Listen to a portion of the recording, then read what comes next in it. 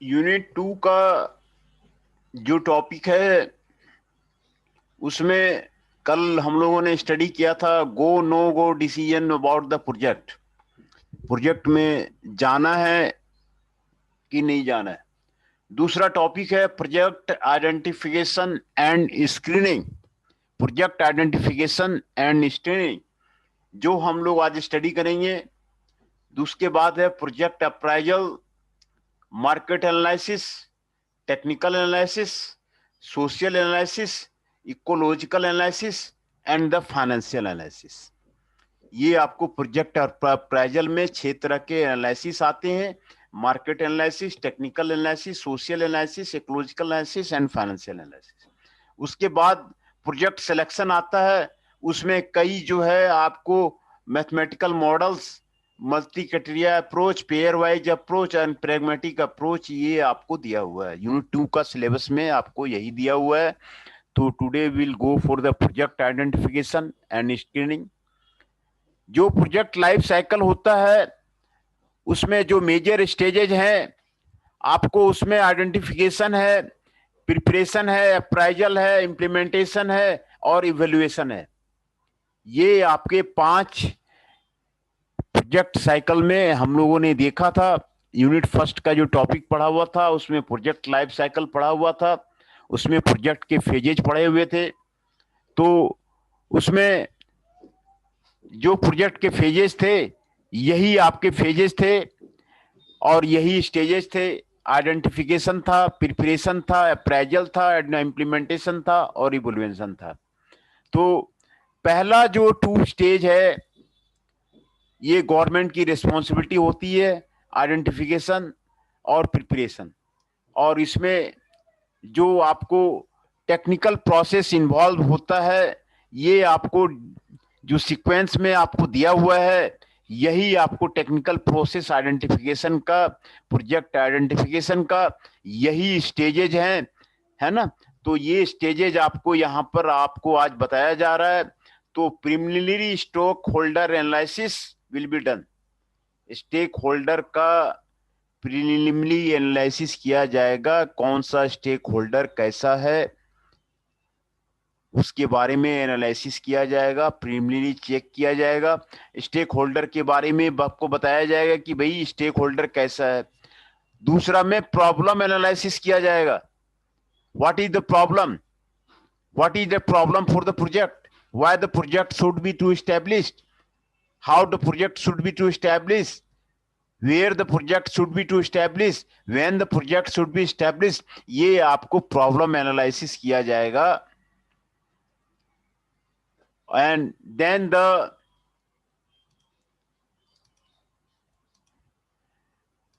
setting of the objectives will be there। what are the different objectives of the project that will be set, what are the mission of the project that will be set, what are the vision of the project that will be set। what is the objective of the project, objective क्या है project का ये आपको set किया जाएगा। जो आपको objective है उसको आपको सेट किया जाएगा। दूसरा, analysis of the alternatives will be done. जितने भी तरह के अल्टरनेटिव्स हैं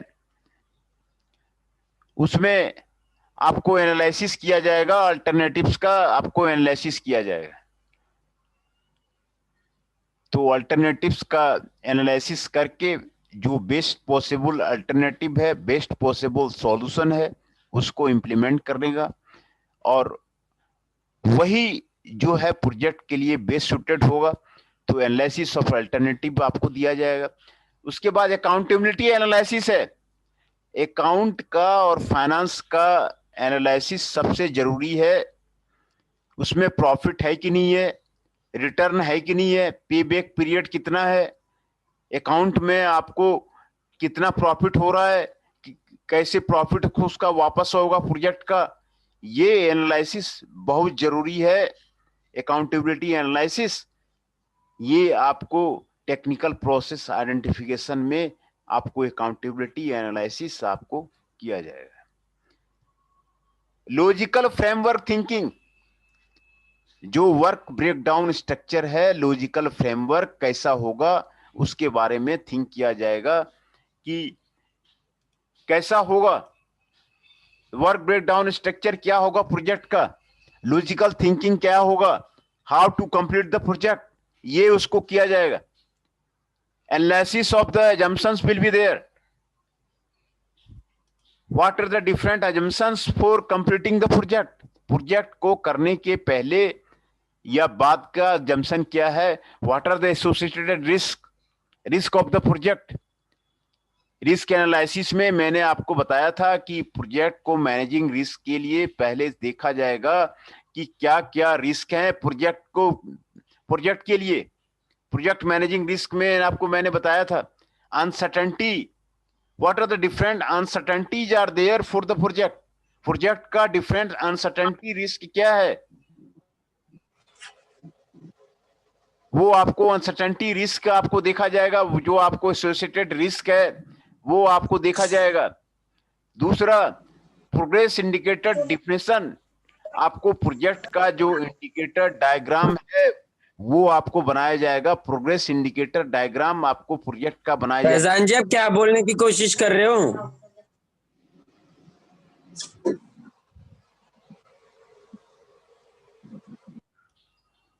फैजान जी, आपका साउंड कट रहा है।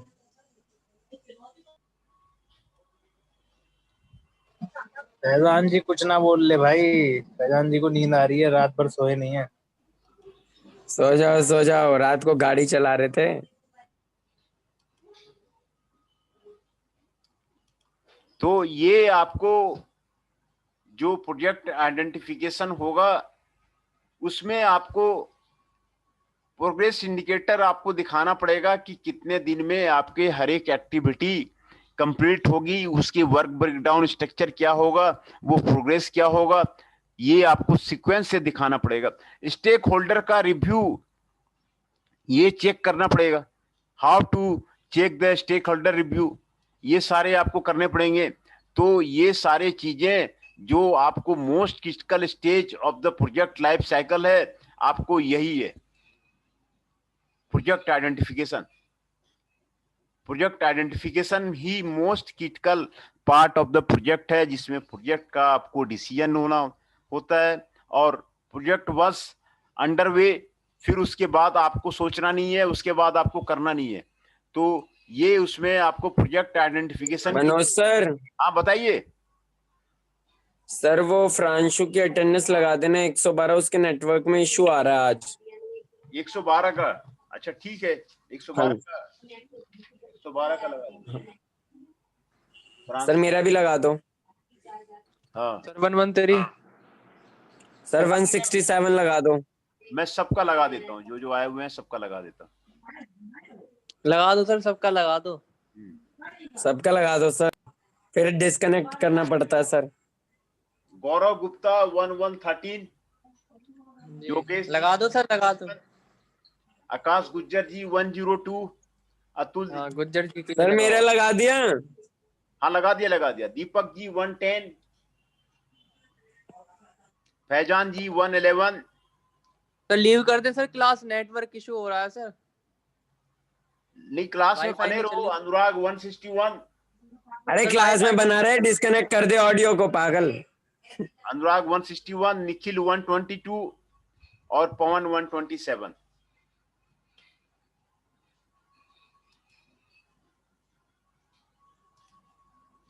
जो है क्लास में, मैं उनका फिर से नाम बोल देता हूं। निखिल जी 122, अनुराग जी 161, योगेश जी 167, गौरव गुप्ता जी 113, फैजान जी 111, दीपक जी 110, अतुल दीक्षित जी 106, आकाश जी 102। ये सारे आपके 9 पार्टिसिपेंट आपके प्रेजेंट हैं।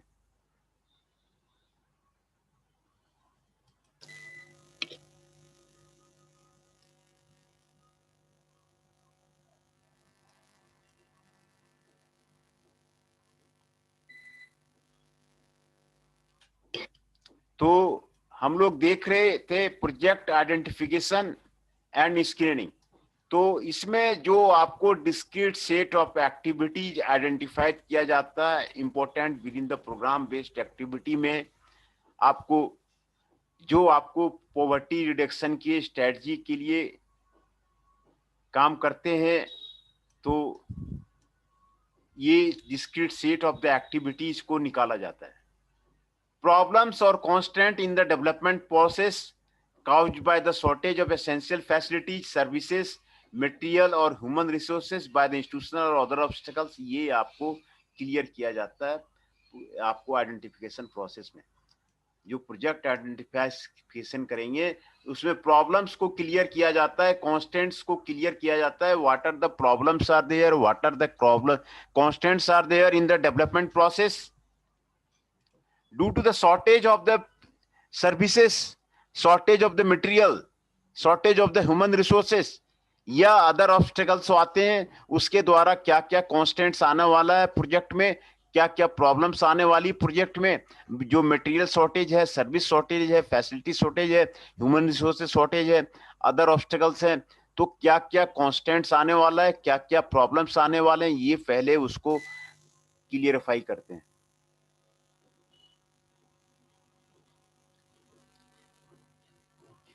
ये पहले जो है वो क्लियरिफाई करते हैं। दूसरा, अनयूज्ड और अंडर यूज मटेरियल और human resources opportunity for their conversion to the more productive purposes, over use natural resources that need to be conserve to be restored, ये करते हैं।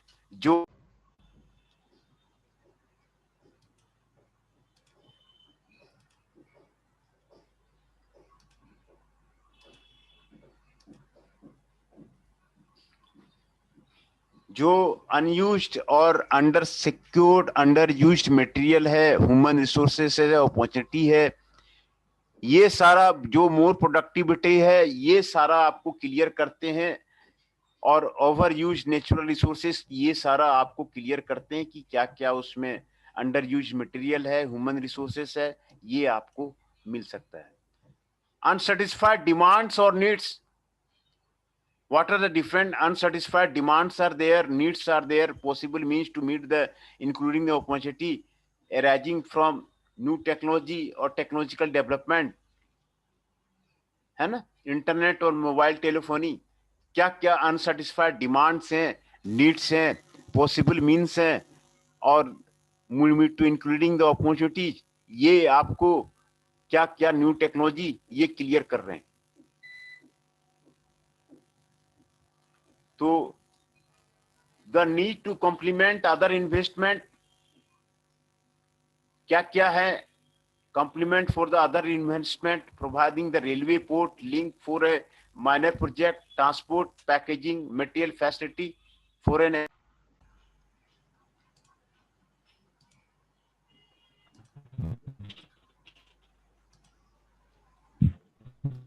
जो आपके ट्रांसपोर्ट के, पैकिंग के, मटेरियल फैसिलिटी के, प्रोवाइडिंग रेलवे, ये सारे need for the component for the investment है, उसको जो है आपको चेक करना पड़ता है। दूसरा, initiative by the local private और public entrepreneur who wish to take advantage of the opportunity, who are the responding the government incentives, ये आपको क्लियर करना पड़ता है। Community initiatives, a government response to local political or social pressure originating from the economic, social और regional inequality, ये आपको clear करना पड़ता है कि इकोनॉमिक इनक्वालिटी पे, सोशल इनक्वालिटी पे, रीजनल इक्वालिटी पे आपको क्या जो है आपको प्रेशर पड़ रहा है, ये आपको क्लियर करना पड़ता है। ये need for advocacy aimed at the government in weak policy environment, अगर पॉलिसी इन्वायरमेंट गवर्नमेंट की ठीक नहीं है तो क्या क्या जो है उसमें आपको डिसएडवांटेज है, ये आपको क्लियर करना पड़ता है। तो ये आपको नीड फॉर एडवोकेसी को the government of the weak policy environment, ये करना पड़ता है।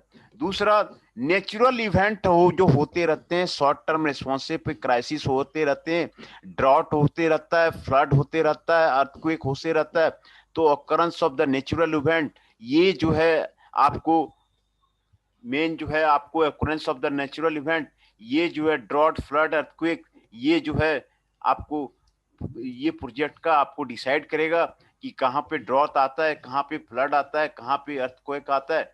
तो ये आपको डिसाइड करेगा, प्रोजेक्ट को ओकरेंस के लिए आपको डिसाइड करेगा। जहां पर हमेशा फ्लड आता है, बिहार में कुछ हो ही नहीं सकता क्योंकि फ्लड प्रभावित एरिया है, नॉर्थ बिहार पूरा फ्लड प्रभावित एरिया है।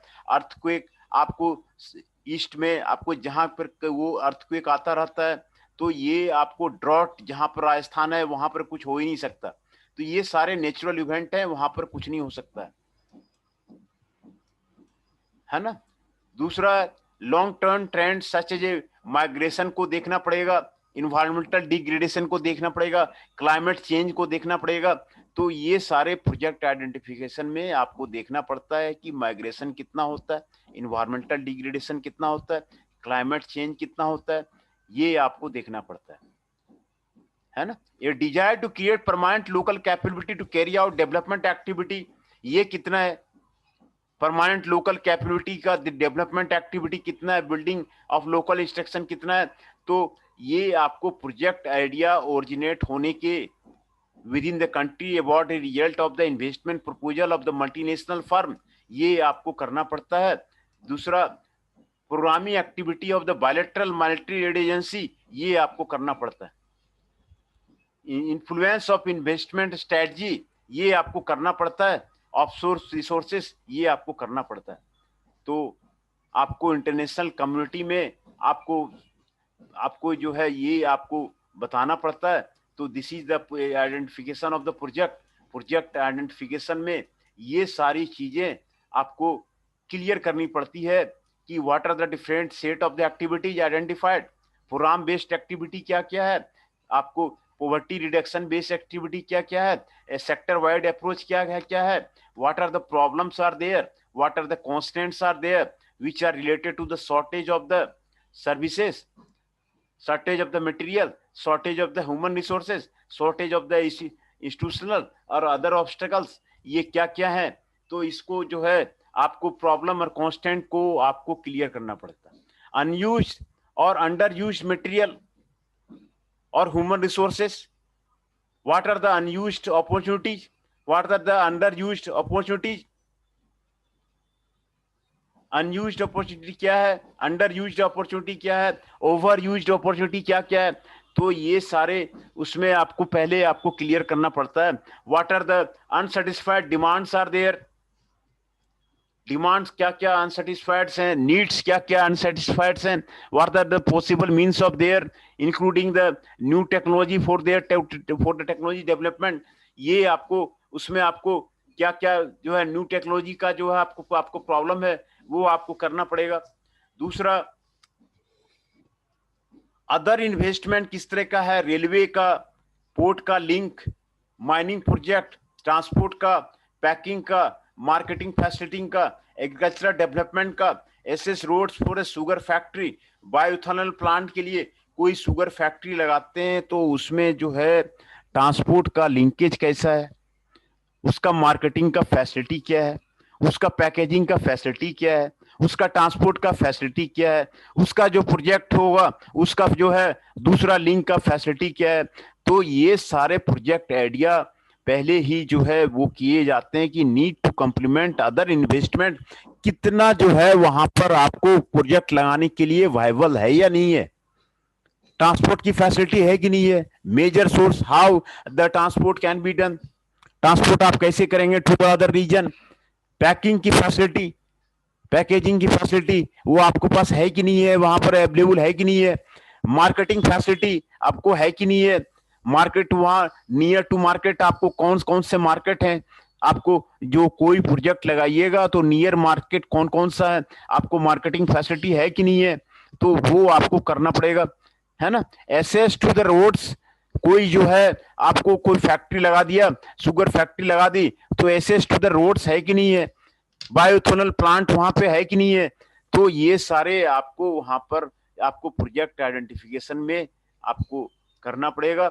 दूसरा, initiative by the local private और public entrepreneurs, advantage of opportunity, ये आपको है कि नहीं है, नेशनल इंटरनल एनजीओज ये आपको हेल्प कर रहे हैं नहीं कर रहे हैं, एक गवर्नमेंट रेस्पॉन्स, लोकल पॉलिटिकल और सोशल प्रेशर ये आपको है कि नहीं है, इकोनॉमिकल इनक्वालिटी किस तरह का है, सोशल इनक्वालिटी किस तरह का है, रीजनल इक्वालिटी किस तरह का है, इकोनॉमिक इनक्वालिटी आपको चेक करना पड़ेगा कि भाई प्रोजेक्ट लगाते हैं तो उसमें इकोनॉमिक फिजिबिलिटी आपको प्रॉफिट आएगा या नहीं आएगा, तो ये आपको चेक करना पड़ेगा।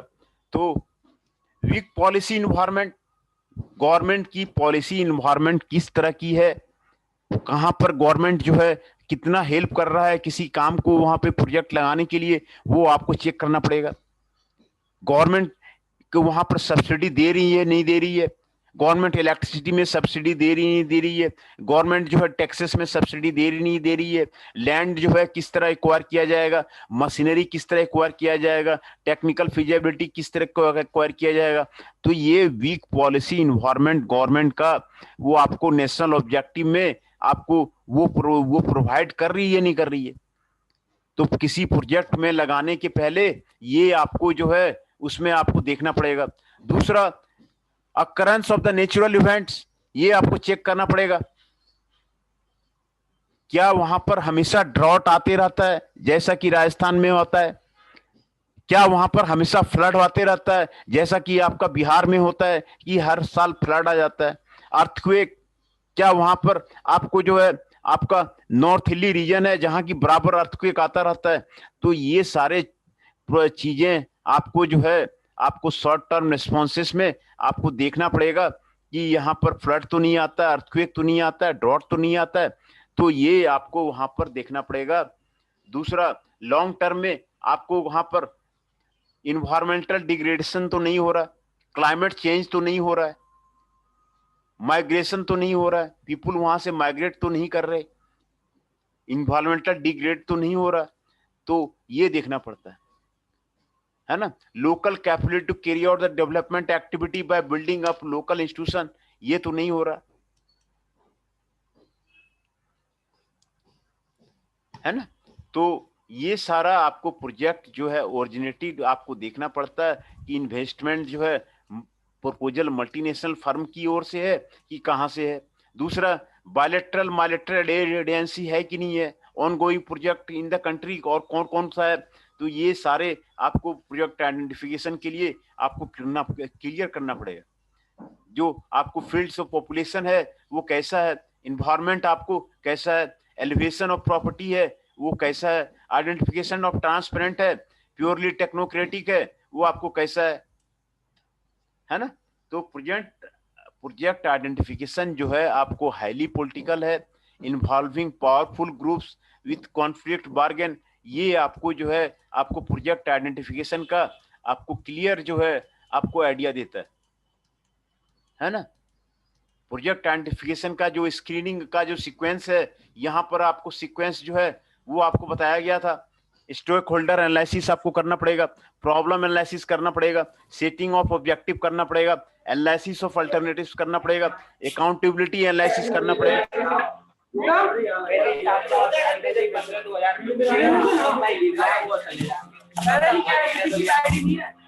बना लीजिए।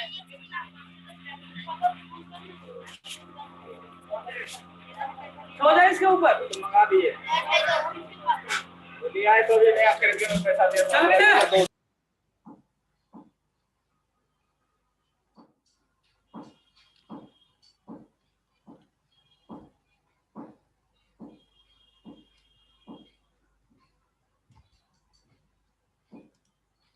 तो प्रोजेक्ट आइडेंटिफिकेशन और स्क्रीनिंग के लिए जो जो सीक्वेंस ऑफ एक्टिविटी है यहाँ पर वो क्लियर कट आपको यहाँ पर आपको दिया हुआ है।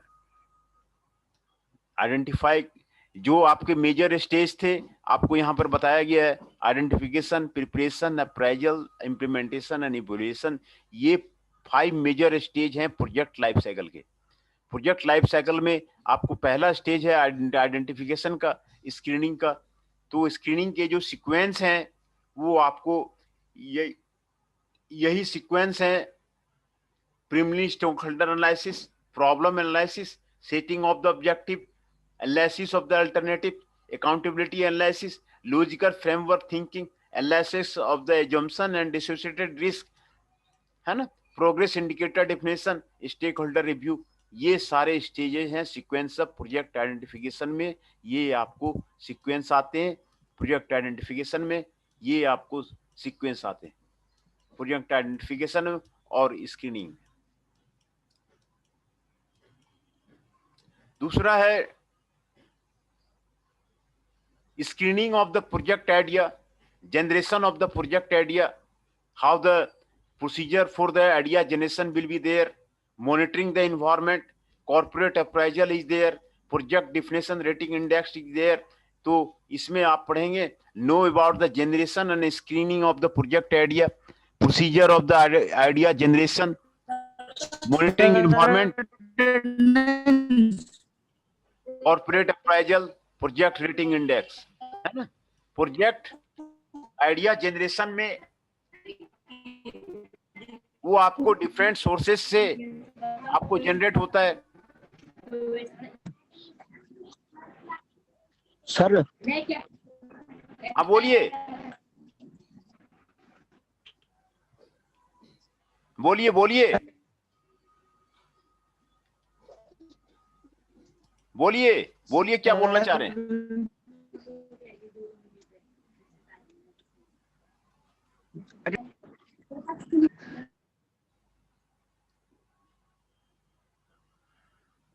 ये आपको प्रोजेक्ट आइडिया डिफरेंट सोर्सेस से आपको जनरेट होते हैं, कस्टमर से जनरेट होते हैं, कंपटीटर से जनरेट होते हैं, एम्प्लॉय से जनरेट होते हैं। तो कहाँ से प्रोजेक्ट आइडिया लिया जाए, प्रोजेक्ट मैनेजर वो पीपुल से, जो बिजनेस इन्वायरमेंट है, वो टेक्निक्स का लिस्टिंग है, ब्रेन स्टॉर्मिंग है, डेल्फी टेक्निक है, ये सारे करके प्रोजेक्ट का आइडिया आपको गवर्नमेंट करते हैं। The project manager consist of the economic sector, government sector, technological sector, socio demographic sector, the competition sector, the supplier sector, ये सारे आपको प्रोजेक्ट आइडिया है आपको प्रोजेक्ट जनरेशन का। Who need to think differently, the need some fresh idea. We have got more creative around here. These are the idea for the generation. How to generate new idea, how to generate new idea, new idea को कैसे generate करेंगे, है ना। Standard idea generation techniques जो है concentrate करता है existing idea पे। Think differently and consider new perspectives, new perspective को आपको कंसीडर करता है। तो ये चीजें जो है आपको न्यू आइडियाज को जनरेट करने के लिए ब्रेकिंग थॉट पैटर्न, जो आपको क्रिएटिव प्रोसेस है, आइडिया का क्रिएटिव प्रोसेस का जनरेटिंग है, डेवलपिंग है, कम्युनिकेटिंग न्यू आइडियाज है, ये आपको कंक्रीट है कि नहीं, एब्स्ट्रैक्ट है कि नहीं, challenge and जम्पशन, record the problem, ये सारे प्रॉब्लम को रिकॉर्ड को आपको करना पड़ता है। दूसरा, think in reverse of the project, express thought of different media, connect the unconnected, use the random input, mind self possible ideas, pick up a picture, take an item, है ना, express your thought through different media, think in reverse, जो problem हो रहा है उसको reverse में सोचिए, improve कैसे सोचिए, इनहांसमेंट ऑफ द प्रोडक्ट सोचिए, consider how could you create the problem, ये सोचिए, हाउ डाउनग्रेड द प्रोडक्ट, ये मनोज सर। हाँ बोलिए सर अब रहने दो सर, हमारा ना 1 बजे टेस्ट भी है, तो सर उसका रिवाइज कर लेंगे अब थोड़ा सा। अच्छा ठीक है फिर। ठीक है सर। हाँ ओके सर, सर लीव कर रहा हूँ सर।